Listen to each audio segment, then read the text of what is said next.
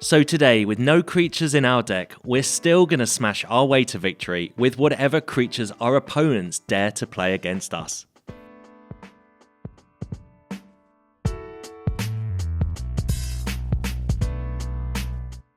Hey everyone, Hex here, and today we're all about to embark on a wild ride, dealing 20 plus damage without running a single creature. Say goodbye to Sunfall and Depopulate. These are going to be sitting in our opponent's hands all game, gathering dust. So our secret weapon, Tarrians Journal, a 2-cost legendary artifact that's about to become the star of the show. You can tap and sacrifice another creature or artifact to draw a card, but wait, there's more. Discard your hand and it transforms into the Tomb of Aklazots, a land that taps for a swamp or lets you cast a creature from your graveyard. Not that that part interests us really, as we don't have any creatures. We are though all about leveraging the untransformed version of this card. Now let's dive into our first game plan featuring Urabrasks Forge. This artifact is the gift that keeps on giving. Hit your opponent, sacrifice the creature to the journal, and draw a card. Sorcery speed board wipes, well, they're useless against the Forge. You can outgrind your opponents with ease, and then let's not forget about Nixilis. Casualty your chunky Forge token after damage, and you can easily make a massive Nixilis copy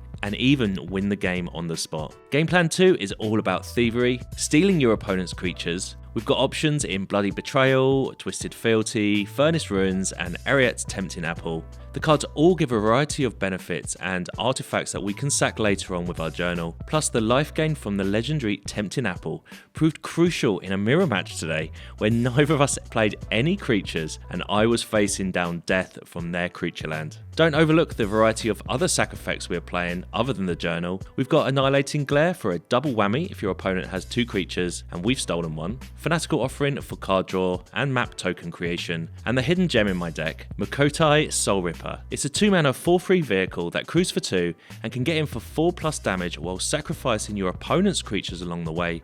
It's such a great 2-drop, I'm surprised I haven't seen more of it. We've got Cut Down and Go for the Throat specifically to deal with creature lands, and Dress lets us take a peek into our opponent's plans. So with 24 lands, we've crafted a deck that revels in the chaos of our opponent's enormous creatures. Sheoldred, Carnosaurs, Dracosaurs, Atalis, we welcome them all. What we're not thrilled about, a board of 1/1s and the dreaded Ward ability. So this was inspired by Saffron Olive's Mardu version in Best of 3 that I saw the other day.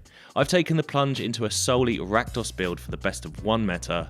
No creatures, just pure value, and it is a great way to play the Journal and the Forge combo that's been itching for a spotlight on this channel. So I'm buzzing with excitement about this deck. Drop your thoughts in the comments below, and if you haven't already, smash that subscribe button. Your incredible support means the world to this channel, so get ready for some strange games, and I'll catch you in the next one. Alright, on the play, and we'll keep this hand. It has our Build Around card in Tarrians Journal. Just need a mountain and then we can start stealing opponent's threats, or we can play our Forge. So we'll see how this one goes as they play a Stalactite Stalker and we find Cliffs, which is the red mana we need. So fingers crossed this game is looking good for us as we start it off. The combo between Forge and Journal is just so sweet. You get to attack with the Forge token and then before it dies you can journal it. You can sacrifice it and draw a card. So plenty of value here. Opponent with a couple of 1/1s. That's fine with us. And we'll go to attacks with the Forge.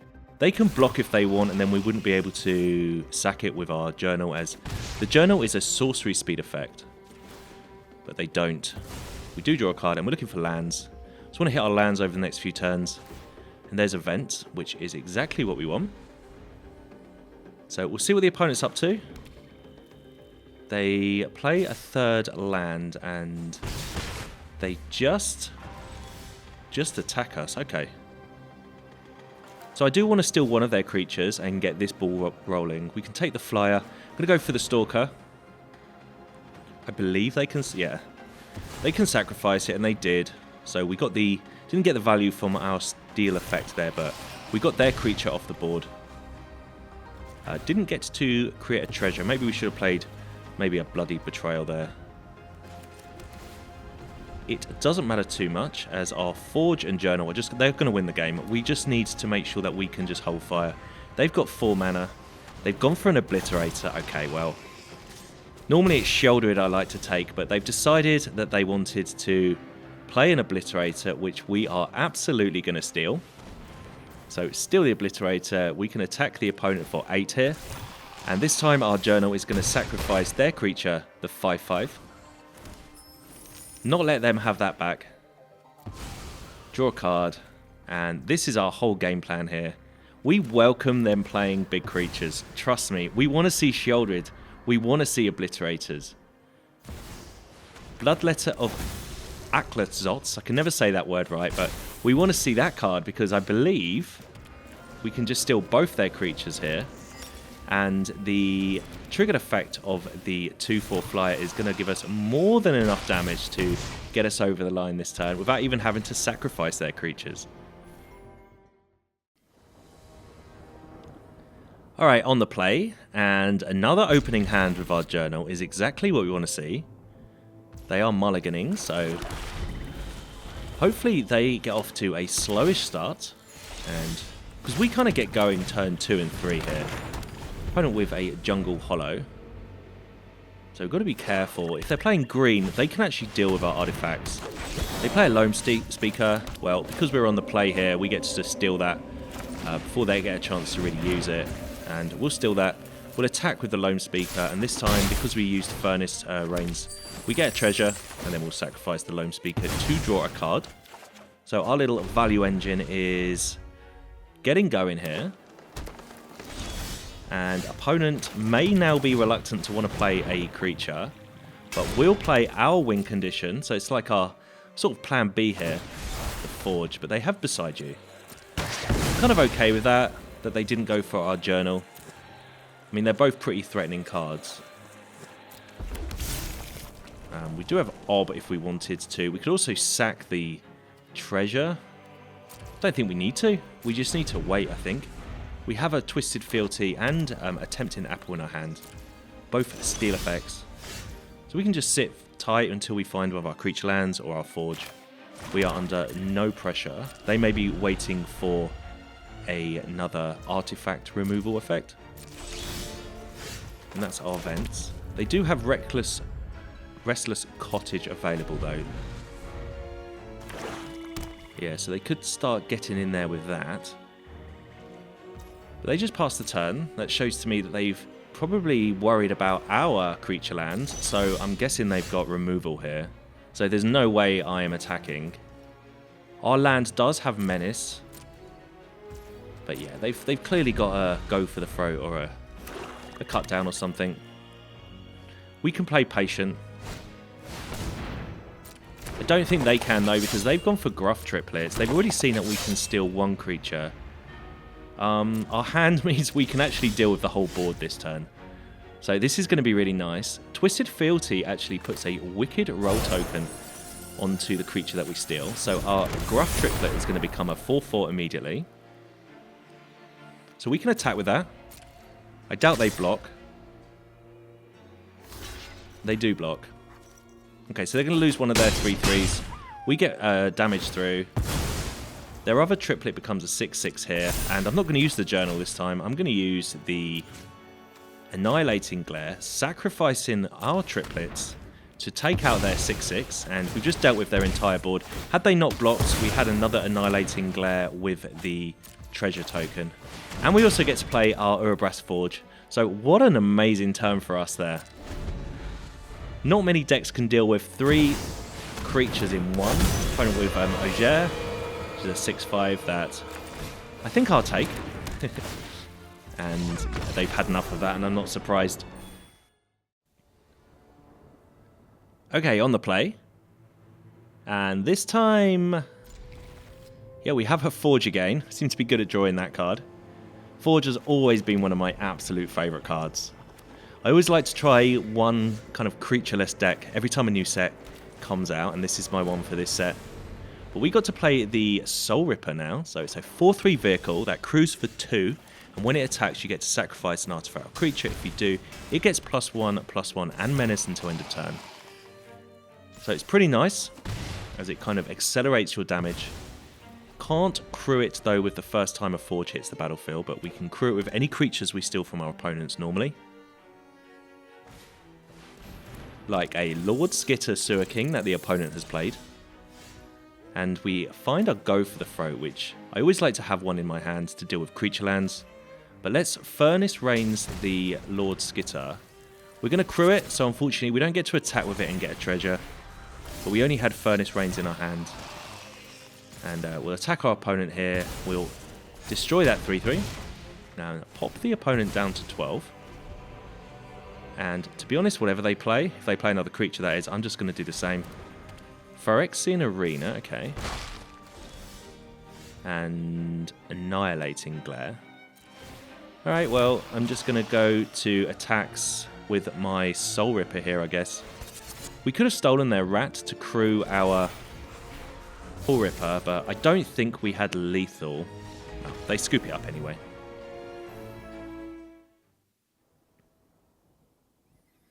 Alright, on the play. We have our journal. No steal effects here. We do have Ob Nixilis though, so anything we do steal, if we have enough mana, we can Ob Nixilis it, casualtying it, and then get a token copy of Ob Nixilis. So another kind of really sweet way of getting ahead on board, and also it's really nice if you get a Forge token, which is about 5 or 6 power, or even 7 power, and then play your Ob Nixilis. Opponent with a Boros land, and we'll just drop our journal. Again, under no real pressure here. Hopefully they just don't play a load of tokens. That is definitely our nemesis. But they don't do anything. And I guess this is just a waiting game. We're hoping that they drop a massive creature along the way that we can do something with. Something like an Atushi would be fun. Get some treasure out of that. Opponent with a Wedding Announcement though. But here's a creature on the board.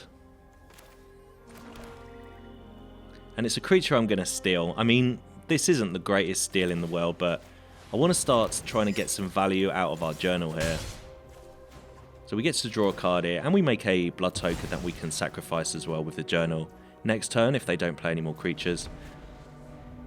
But yeah, the Wedding Announcement here is going to churn out some creatures we can steal. They play Tarrians journal, and you know what? I know what deck they're playing. They're playing the deck that inspired me to make this deck. So this could be pretty fun.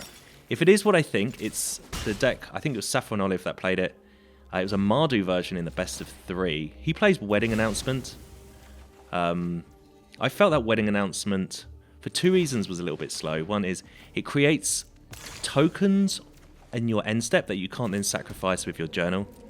But also, I don't think it does much after a while. That's why I like the Forge. It's also a relentless attack. But it does mean in white that you get to play some of the creatures that sacrifice, like Bartolome, Flesh Taker. And I'm pretty sure they also play Braids. But I really wanted to not play any creatures in my deck at all, so I didn't play Braids. But by all means, add that to the deck. I absolutely love Braids. But this time, we're going to sacrifice the 2/2 with our Fanatical Offering to draw 2 cards and create a map token which we can then sacrifice with our journal. So if we're up against their deck, I don't think are going to play any creatures. They've seen what we're doing. They kind of know what we're doing. We're just going to pretty much dig until we find our Forge or our creature land. I'm also convinced that they can't play anything at instant speed. Whereas we have some Go for the Throats, Cut Down. And yeah, this Duress shows us they have 5 steal effects in their hand. Bartolome and Braids. So we're just digging now for Forge. I don't think they're going to be able to deal with Forge. Unless they've thrown some kind of artifact removal. But even if they just have Go for the Throat or something, taking care of one of our tokens that we create is nothing really, because the following turn it's all going to come back again. So yeah, we're just literally on a patient waiting game here. Our Annihilating Glare is going to be pretty awful in this as well, as they are sorceries. Opponent does have Restless Fortress there though. So they find a creature land, which we can't deal with as yet. I'm going to just sacrifice our journal here. We have plenty in our hand. A couple more lands. Not a great sort of start from us here. I really want them to play Braids or something. They could play Braids and sacrifice it to draw a card, because if they're not going to play the card at all, it's just sort of redundant in their hand. And they can get some damage through, because we don't have a creature to sacrifice ourselves. We'll keep the Tempting Apple in our hand, though, just in case they want to play that, like, Bartolome or something. But I presume they're just going to get in there with their creature land now. There's a 1/4... I guess it's a 2/5 with the Wedding Festivity. And drains us for 2, so we're taking 4 a turn from that. So that's going to kill us in 4 turns. We do find our Forge. So the race is on now. Can we beat them before they beat us? I think they're going to win the race, though, because they are also gaining 2 life a turn. So, no idea why I played the journal here. For some reason, I felt like I could sacrifice the other journal sort of before the legend rule applies. But, forgive that. Opponent with a Restless Fortress again, and they're just going to get in there for another 4 damage. So we are just digging away for go for the throat here. That's why it's in the deck. There's 4 copies. Our cut down doesn't work too well with their Wedding Festivity. And until that happens, we are... looks like we are slowly dying.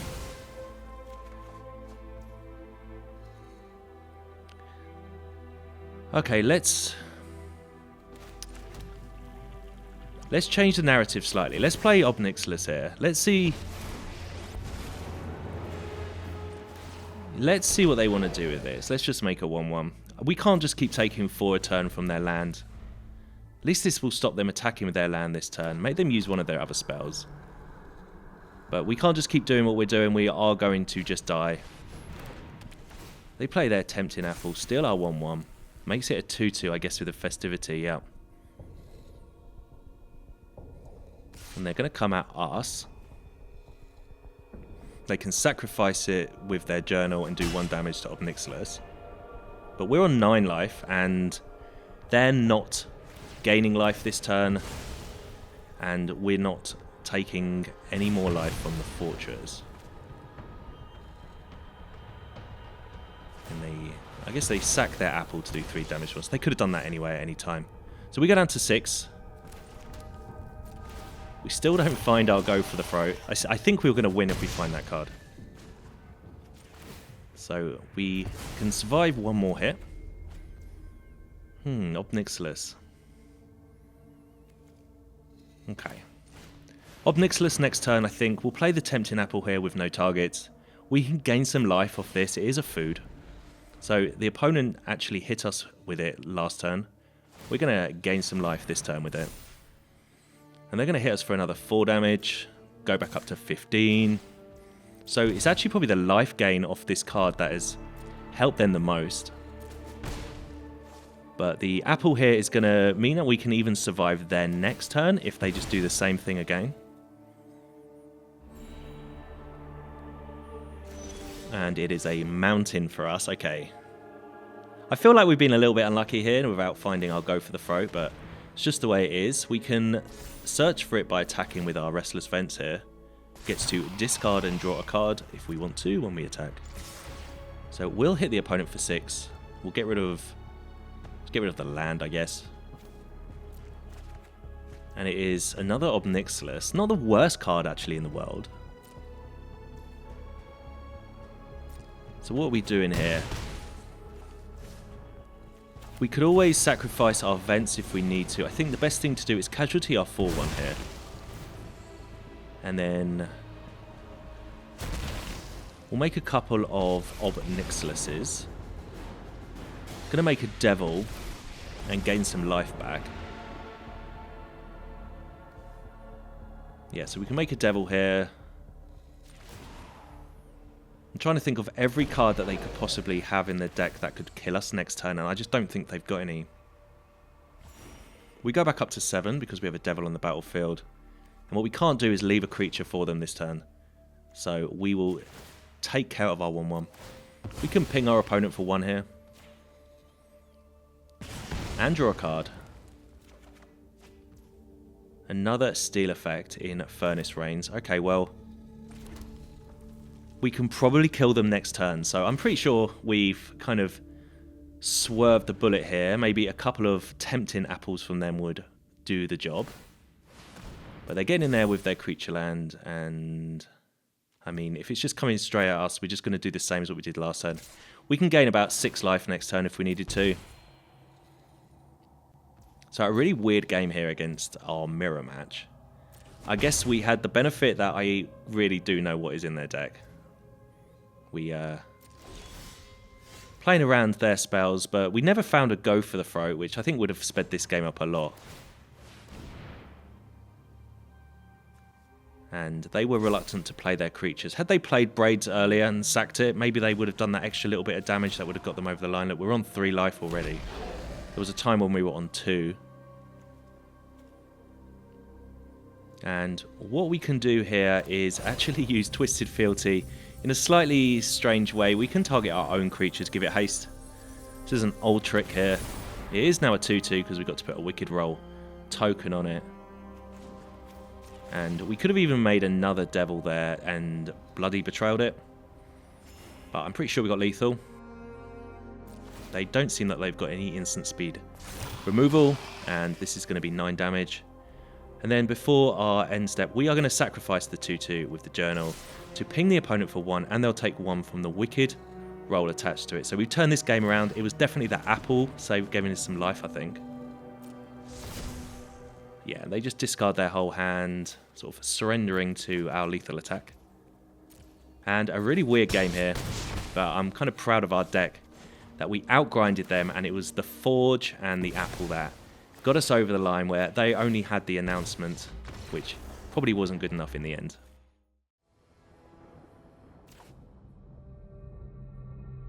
Alright, on the draw. Hand seems okay. We've got the Journal, which is what I like to see. Opponent with a Forest. Okay, so... oh, Forest and Plains. Alright, so... okay. Alright, I thought at first it was Dinosaurs, then I thought it was Enchantments. Now it is some kind of artifact deck with the Elvish Archivist. Fingers crossed they don't go crazy, because we can only really steal 1 card a turn. We need to find a 4th mana. Automaton is got to be one of our nemesises. It is a creature with Ward that we really are going to struggle to deal with. And opponent has a Skrelv. Okay, this isn't looking too great at the minute. We're going to have to steal one of their creatures, and I'm going to go for the Skrelv. Skrelvs, they're not going to do anything with it all game. They're just going to sit there and protect their creatures. And we can't really attack with it because I do want to Journal it. Obviously, yeah, opponent would have just blocked. They would have known what was going on. We do find a land. So fingers crossed they've just got nothing in their hand. And we'll steal this Archivist next turn. And work our way to gaining some mana for the Automaton. But it's an Iron Apprentice, another very cheap artifact for them. Welcome to Sweet Tooth as well. Creates a 1-1. Alright, this isn't looking good at all. This is the kind of deck I was worried about from the very beginning. Too many creatures, and even our removal doesn't really work against them. They are artifacts after all. We do make a 6-7 though with their Archivist. Hopefully they block. They do not block. So we're not dead. We are sort of circling the drain a little bit, though. Opponent. Okay, Tough Cookie. That's going to be it. There's no way we can keep up with Tough Cookie. I do like their deck. It's just, I feel like a lot of my decks I like to play rely on things like Brotherhood's End and whatnot. Not playing that in this turn. In this game. That is something you could add into this deck. But I didn't really want to go for... I didn't really play against too many of these go wide strategies when I was testing this. It was more like massive dinosaurs and things like that, which we haven't actually come across today so far. We'll just go through the motions here. We'll steal their tough cookie. We'll attack. Hopefully they block with Skrelv. Nah, they don't block. And fingers crossed they forget to attack us. I mean, I think it's happened before, so we'll see how they proceed with this. But there's no way we're winning this game if they just click attack.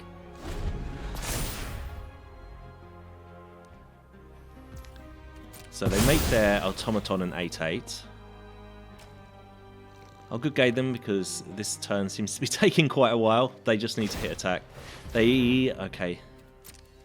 Skrelv, which already has ward, now is protection from black. And finally they go to attacks. So yeah, not a game I think we were ever going to win there.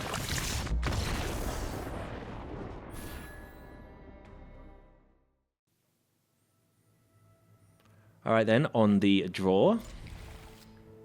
Hand is pretty nice with our journal and our forge. Opponent with Rafine's Tower. Just need to find a land drop, and I think we're going to be okay. Maybe not. They have a deep cavern bat, so that is going to look into our hand and exile a non-land card. They go for the forge, which is exactly the card that I feel that they should have taken. So we are now off our game plan, but more importantly, they know our game plan. And they don't play a spell, so maybe they're holding up a counter spell here. So we could steal this bat and sack it, but I think I'm going to just duress. See what's going on. Path of Peril, 2 Tainted Indulgences, and the Ancient one. Honestly, this is not what I expected to see. And because of that, I'm just going to Annihilating Glare here. Get rid of this bat. Get my forge back. I was kind of expecting more control in the regards that it's more removal, more counter spells. But it means next turn we can play the Urabrasks Forge and get that move in. We don't need the journal as yet. They do have an Ancient one, so they might want to play that. We can just steal that if we wanted to. Okay, well, they do take the Ancient one. But I'm going to go for the Forge. And I guess taking the Forge, the Ancient one's no good. So let's just use our Annihilating Glare here, sacrificing our 1/1. Killing their 8/8. They do have a Path of Peril in their hand, which is a terrible card against us. But they do have a bat. Okay, so this time they're going to take, surely, the journal. Yeah. We find a cliffs, but we do have Forge here, so I'm just going to keep jamming the attack button. Because they're not going to block, and they're going to need to find a way to deal with our Urabrasks Forge. Guess they're slightly mana screwed. Don't know if they're on an Esper control deck, or what kind of deck they're on. One of those graveyard decks. But we're going to hit the opponent every turn with a big old token here. And hopefully we find something like Nixilis to leverage the power of our creatures.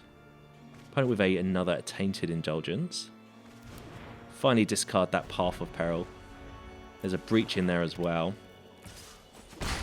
So they're looking to hang on to like turn 7. Okay, we find Nixilis. Alright, we'll just play this. If they counter it, they counter it. We'll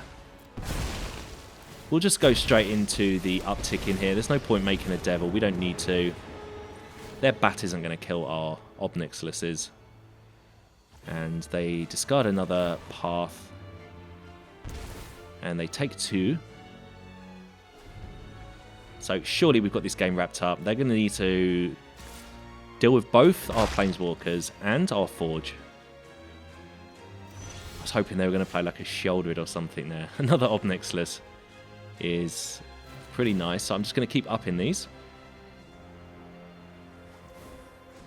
So against control, if you can get something like the Forge onto the battlefield, it's such a powerful spell. I'm going to steal their creature though. Get some more damage through. I just want to see this game out as quick as possible. And I'm even going to just Nixilis the bat here. Just to get my journal back. but it also keeps them off any kind of life gain. They might have found something like a Raffine to start gaining some more life. And we can just activate our Nixilis again. And they are reluctant to discard that last card in their hand. So they're going to go down to 2, and they just scoop it up instead. That was a good win there.